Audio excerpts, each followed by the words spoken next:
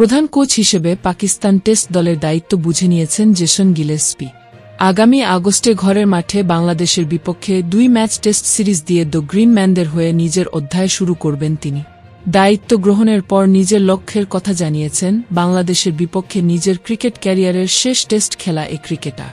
গিলেস্পির ভাষ্য, আমার সব মনোযোগ এখন পাকিস্তান দলের ওপর। আমি কিভাবে পাকিস্তানের পারফরম্যান্সে ইতিবাচক প্রভাব ফেলতে পারি সে চেষ্টা করব। বাংলাদেশ খুব ভালো দল।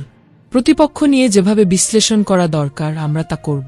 চেষ্টা করব তাদের বিপক্ষে যেন প্রভাব বিস্তার করতে পারি। দায়িত্ব নেওয়ার পর আমার প্রথম টেস্ট ম্যাচ হবে এটি। আমি সেজন্য মুখিয়ে আছি। এদিকে লাল সবুজের প্রতিনিধিদের বিপক্ষে নিজের ক্যারিয়ারের শেষ টেস্টে 201 রানের দুর্দান্ত এক ইনিংস খেলেছিলেন তিনি। সেবার ম্যাচ সেরার পাশাপাশি 8 উইকেট শিকার ও 234 রান করে সিরিজ সেরাও হয়েছিলেন তিনি। এ নিয়ে গিলেস্পি বলেন, দেখুন সেই ইনিংসটা হয়ে গেছে আরও কি। আমি খুবই ভাগ্যবান আমার ক্যারিয়ার নিয়ে। 10 বছর টেস্ট ক্রিকেট খেলেছি। আমার জন্য বিরাট অর্জন। তিনি যোগ করেন, এখন আবার বাংলাদেশের বিপক্ষে খেলা। আমার মনোযোগ থাকবে পাকিস্তান যেন ভালো খেলে সেদিকে। আমি অবশ্যই আমার শেষ টেস্ট ম্যাচ নিয়ে পড়ে থাকব না। তবে দারুণ স্মৃতি, এতে কোনো সন্দেহ নেই। উল্লেখ্য, আগামী 10 আগস্ট পাকিস্তান সফরে যাওয়ার কথা বাংলাদেশ দলে।